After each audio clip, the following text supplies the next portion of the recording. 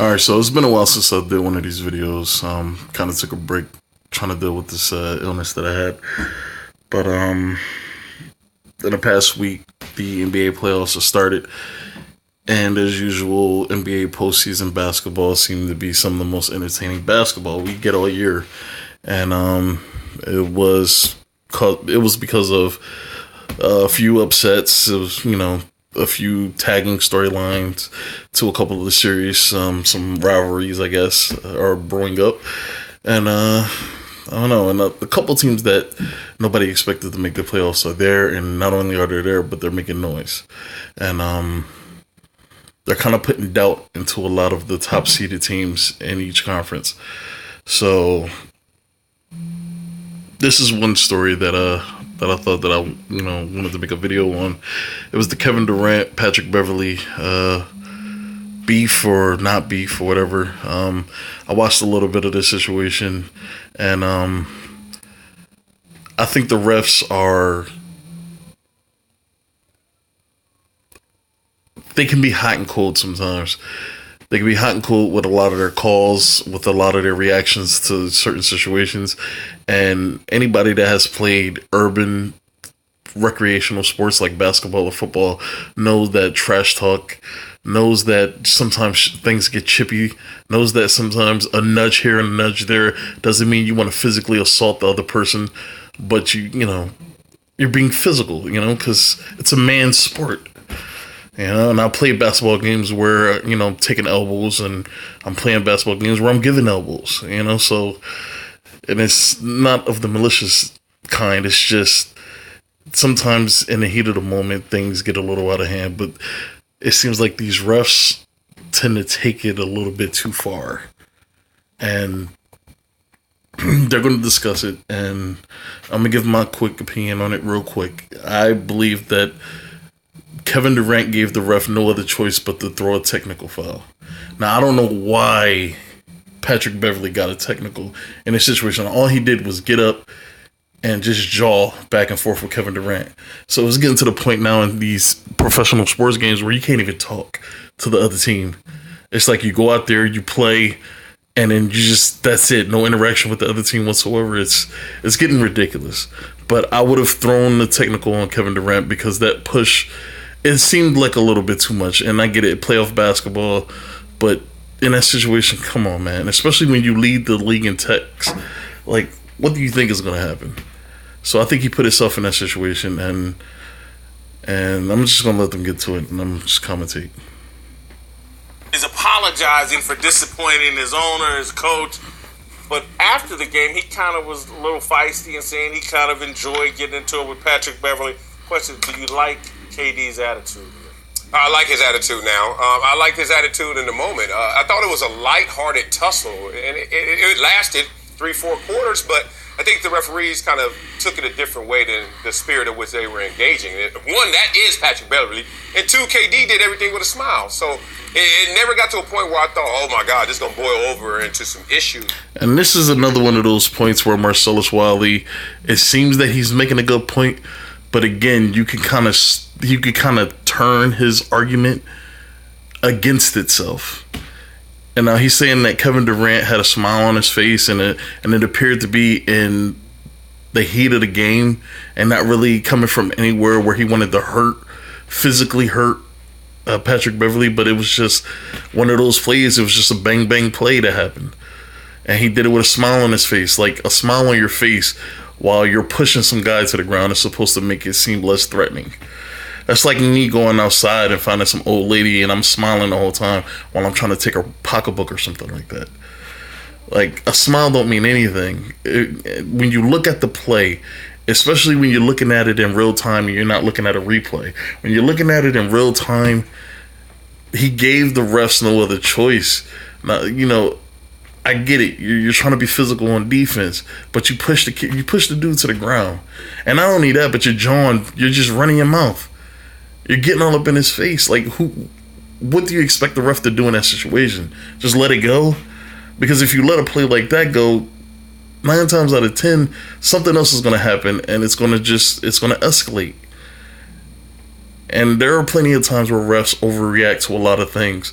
But this is one of those plays where Kevin Durant gave the ref no other option but to throw the technical foul. And I don't understand why it was a double tech on Patrick Beverley, but it's whatever. But I do like him taking a deep breath, realizing what this fan base is doing, hanging on to his every word and breath. Is he staying? Is he going? So everything gets translated in that lens. And he's like, yeah, you know what? I'm here for y'all. It may only be a couple more months, but you know what? Let me respect y'all in this moment. Led the league in technicals during the regular season. Did he get suspended? He got 2, 1 game into the playoffs, 5. That's why they flop in soccer. They use up all the time they can. You use up all. And real quick, man, to go off of what Whitlock is saying, there is a common saying in professional sports. When everybody is used to you doing something and you've built up a reputation of being a certain way, in almost every situation where you're either doing something or you're not doing something, your reputation will precede you, and you will be treated accordingly. It's like that thing where if you're known for stealing and something goes missing, and you're at somebody's house when something goes missing and you're known for stealing, even if you didn't take it, people will just assume you did it because of what you've done in the past. And Kevin Durant, and somebody's going to make a point, I think it was Coutinho, but somebody's going to make a point later on, and they're going to say how Kevin Durant has always been this person, he's always been this player, it's just now being on Golden State, it allows him to be this. No, he has never been this player until coming to Golden State. And a lot of it can be attributed to being on such a dominant team where now you're able to just feel free to just do whatever. Because a lot of your actions and a lot of your, a lot of what you display won't negatively affect your team in that fashion. Like with these texts, if he was getting these texts on OKC, it was seriously damaged the Oklahoma City Thunder chances of winning anything. But now you're on a team with, 4 or 5 future Hall of Famers?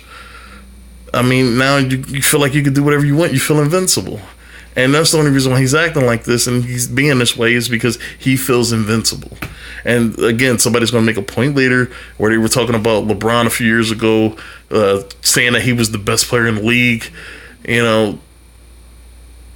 He probably always felt that way, but now that he's saying it or whatever, it's supposed to be different. No, Kevin Durant is being who he is now because he's a 2-time he's a 2-time defending champion. Most likely he's going to be a 3-time defending champion at the end of the season. He feels like his shit doesn't stink, so he can say and do whatever he feels like because he's on a very dominant team. He's playing at the height of his career and he's on cloud 9, so he feels like I could be whoever I want to be now. I'm not in Oklahoma City. I'm not that nice guy. I don't have to be the nice guy anymore. And that's all it is, man. The timeouts you got, but you don't go too far. He didn't go too far. You know how you've been around people before, Matt? Right? All of us, right? You've been around people before where you have you and your group of guys, right? And it gets rowdy. And y'all loud. And y'all may be saying some stuff, but just cursing at each other, being guys. And then people that's not around you guys, they get like nervous, like, whoa, you guys okay? Mm-hmm. Right? I think that's what the ref... And real quick to go off on this, I 100% agree with Coutinho, and I know what it's like to be on a court with a whole bunch of guys. Shit, sometimes I know what it's like to be on a court with people I don't know. And once the game gets going, after probably 5 minutes of playing with people I don't know, it feels like I knew these guys for a very long time. That's how the interactions start. Like, you don't have to know anybody on the court to just go start jawing back and forth, talking shit, laughing, making fun of people, whatever. Like, it doesn't, you don't have to know somebody. Sometimes that shit just happens when you're playing a game. Basketball is fun to play, especially when you're playing it with people that love to play the game. Basketball is a fun game to play, and it brings a lot of people out of their shell, and it helps people open up. It helps people, socialize, and it's a very fun sport to play, and in some cases it's therapeutic. But this is a business, man. Like, that point doesn't apply when you're talking about $1 billion industry. This is a business. This is the business, and the refs are the police of the NBA, and their job is to protect the interests of shareholders, commissioner. That's their job. Their job is not to ingratiate themselves with the urbanized way of playing. Just because a majority of the NBA is urban, that doesn't mean that they have to familiarize. Oh my god, I fucking butchered that shit. Familiarize themselves with the way that certain people play. Their job is to go out there, make sure you play a clean game, make sure that the fans are enjoying themselves, make sure you don't hear no loud cursing, in front of kids that may be sitting in the front row. That's their job. And I get it. It kind of softens the game, and it kind of makes it look kind of weak. But, I mean, it's just, that's the league we have now. And you just got to get used to it. Because where we're from, we talk crap to each other. It builds the energy. So I have no problem with that. Now listen, if that game was close, I seriously doubt Kevin would have done that. They were up about 20, right? Patrick Beverly is he's like a fly, he's a gnat. It bothers you so much. But yet, we're used to that. He's from Baltimore, DC, that area, where we're from.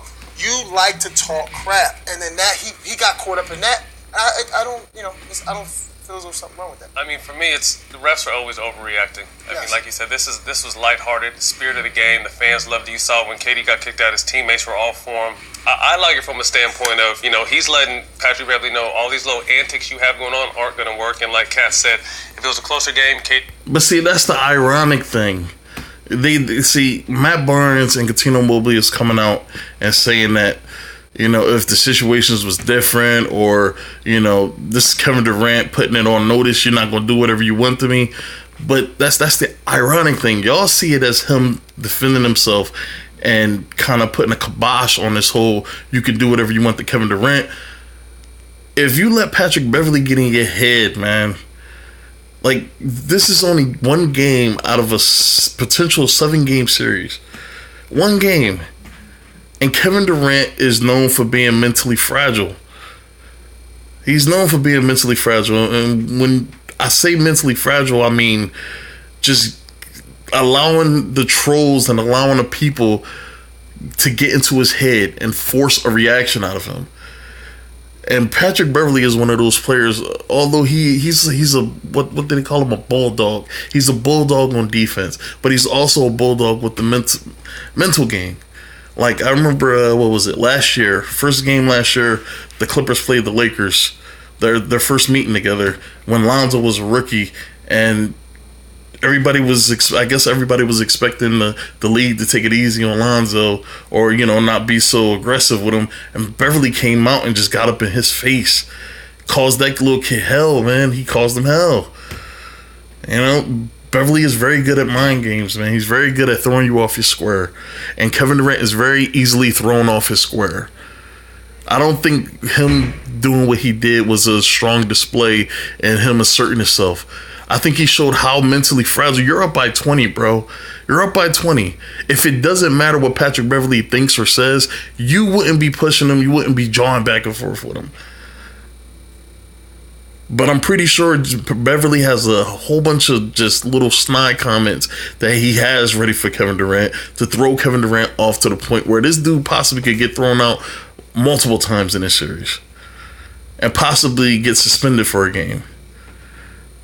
Kevin Durant is very mentally weak.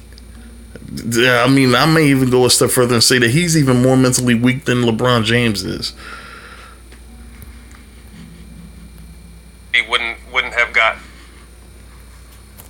I guarantee he wouldn't got that second take and got kicked out. But I like him just letting him know, you can do all you want. I still have my normal night. I shot 50%, 25 points, 5 assists, 3 rebounds, whatever the stat line was. It's pretty consistent. And they were up by 20. So what Pat Beverly doesn't always show up on the stat sheet. You want a person like that on your team, but he's guarding the best player in the world, so he's gonna have to do more than that to get him. And real quick, man, to add to this a little bit more, what Patrick Beverly is doing is fucking genius. He knows that his team is not gonna win this series. He is not that fucking delusional to think that his team will beat the fucking Warriors. I mean, it was a surprise that they even made the fucking playoffs. there's no way he believes that they're going to beat the Warriors. But what he can do is play spoiler a little bit. Now, think of Kevin Durant's whole infrastructure of who he is as just, as a boxer. He's a big guy, and most of it is ego and bravado. If you beat the body enough, if you hit the body enough, over time, eventually, during the course of a boxing match, and think of the boxing match, a 12-round match, like it's it's the playoff run. The more rounds that you subject yourself to, the more punishment you subject yourself to. Each round, you give yourself a greater chance of just falling. And this could be Patrick Beverley getting that ball rolling. Because the Warriors play the Clippers now. He got to deal with this. And then who do they play next round based on who wins or loses? I think it's the Thunder or the Trailblazers. Well, if you play the Thunder, you're going to have to deal with a John back between him and Russell Westbrook. And that's assuming if the Oklahoma City Thunder can actually win a first-round series. And then the next round, after you play the Oklahoma City Thunder, you make it through them. Now you probably got to play Houston. Houston had Golden State on their ass last year. And I'm pretty sure there was a bunch of things that kind of attributed to that series going 7, but it's, still going in the Warriors' direction. But that could be a very mentally taxing series, especially with the history that James Harden and Kevin Durant has. So, I don't know, man.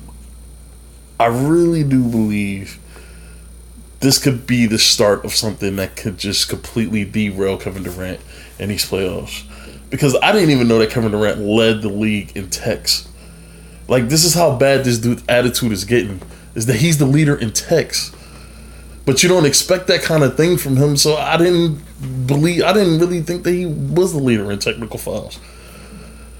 Could we not argue that Patrick Beverley didn't win here? No. He got KD tossed out of a game. He now has 2 technical fouls. KD fell for the bait. Oh, yeah, definitely. And look, I don't play chess. Somebody told me, hey, a pawn took out a bishop, and that's big. So I was like, okay, respect. I think if the game was closer, it would have never happened. And KD led the league in text, but KD's very calculated. He might go the rest of the playoffs and not get one more tech. I feel you know what I mean? So I just think 2 texts. That is the stupidest thing I've ever fucking heard. Now, I'm not saying that Kevin Durant can't control himself. Anybody can control themselves under the right situation. But let Kevin Durant be in a series. And it's a hard series going back and forth. And words start flying. And barbs are being exchanged. Kevin Durant will crumble. Like, this dude, he crumbles at trolls on Twitter. This dude is a multimillionaire who's letting the thoughts and opinions of nobodies that we don't even know play on his mind. He's soft. So let somebody that really has some dirt on him, or let somebody that really knows how to push his buttons at any point in this playoffs start drawing at Kevin Durant. You can throw him off, man. You can fuck with his head enough to make him, like, wasn't that the whole thing last year, where he just kept going back and forth on Twitter with people and he was arguing with teammates or whatever. Like, this dude has shown that he does not have the strongest mental capacity when it comes to testicular fortitude. He's a very, very easily agitated person. And this is why people think he's soft, because you're playing in a sport with men who probably played this game before making millions of dollars and did nothing but talk shit the whole time. I've seen things go as far as to become extremely personal between 2 guys that don't know each other, but want to win the game so much and hate the fact that the other team is playing either just as good or better than them. And they will try to find ways to get under their fucking skin, so they'll say some really ignorant shit to somebody just so they can throw them off their game, or just so they can have a reason to fight them.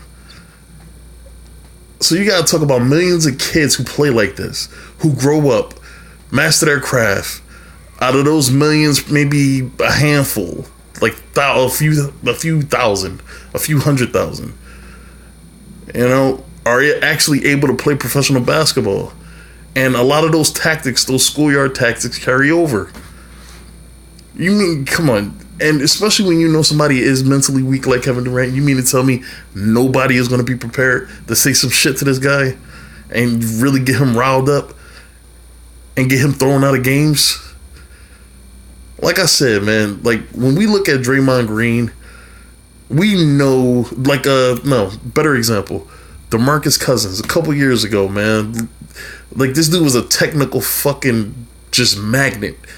Almost everything that he did drew a technical. He couldn't even fucking shake hands with somebody or play with somebody without them throwing a tech. You are who your reputation shows you are to be. It shows who you are to be. If people know you for a certain thing, they will never see you as anything other than what they know you as.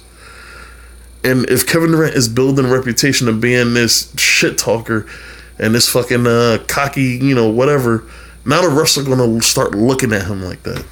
And the last thing you want to do is give the refs any ammunition to throw you the fuck out of games, because NBA refs have been known to just throw people out of games just because.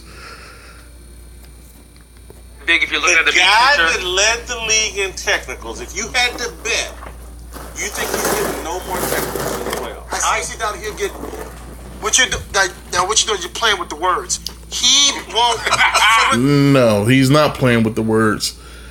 He's taking what you're saying, and he's just showing you how ridiculous it is for this dude to lead the league.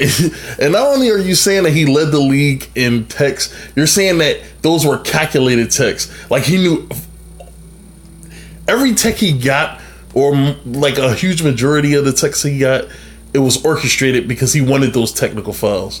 Like, that's stupid. Who the fuck wants a technical foul? I'm pretty sure if these players could do whatever they want to do without getting techs, they would. Who looks for technical fouls? Like, oh yeah, all right, well, I want you to go out there, I want you to get this tech on this play. That's stupid. He's taking what you're saying and he's making it seem ridiculous, because it is. It's a ridiculous assumption to say that Kevin Durant he's the leader in techs because he want to be. That's stupid. No, he won't get technicals when games are that tight. I don't think that way. He's not a Draymond Green, right. and he understands the history. Getting techs are bad regardless, and I'm gonna make this point. Then I'm gonna end this here. I may make another one, but getting techs period are not a good thing. Getting tossed out of games is not good. I mean, you're starting the way Kevin Durant is now. It's easy to believe that being the bad guy is a lot better than being the naive pushover. But when it comes to fucking oh my god, this Kevin Durant thing is starting to irk me almost as much as the LeBron thing irks me. He's trying to be somebody that he's not. Kevin Durant is not this guy. If you really believe that some of the toughest dudes in the NBA are going to be scared of this dude, you'll be scared about the way he plays, because he's a phenomenal basketball player. Nobody's afraid of this guy putting his hands on him. I mean, this dude is a 7-foot fucking beanpole. He's putting fear in nobody. This is why he's resorting to talking shit to people online. Because I'm pretty sure he can't beat nobody that's in his actual fucking life. So nobody's scared of this guy. The person he's trying to be is not who he really is. And this technical foul thing, I don't know, man. The Golden State has a lot of issues, man. And I'm not saying I want this team to fucking disband and I just want them all to go their separate ways. The only way I want this team to go out is on the court. I want them to lose on the court. And then I want them to all just decide, you know what? We've had our run. It's time for us to explore other things or whatever. I don't want them to just start leaving or whatever. Because a great dynasty should be dethroned. They shouldn't just retire whenever they want. I don't know. There's no resolution. There's no closure. There's no passing of the torch. So I want them to go out on the court. But right now, it just seems like they're punching themselves out the game. And this Kevin Durant thing, this can spiral and become something bigger than it actually is. I mean, it becomes something bigger than it is right now. Because right now, this is light, but I see what Patrick Beverley is doing, and I think it's genius. And I can't wait to see the game tonight to see what happens in a rematch. But keep an eye on that shit, man. Because Kevin Durant could possibly be in for a very turbulent playoffs. Because it's like blood in the water, man. Sharks will swim, and I think Patrick Beverley kind of nicked him, and he's bleeding, and those sharks will fucking see that. So, all right.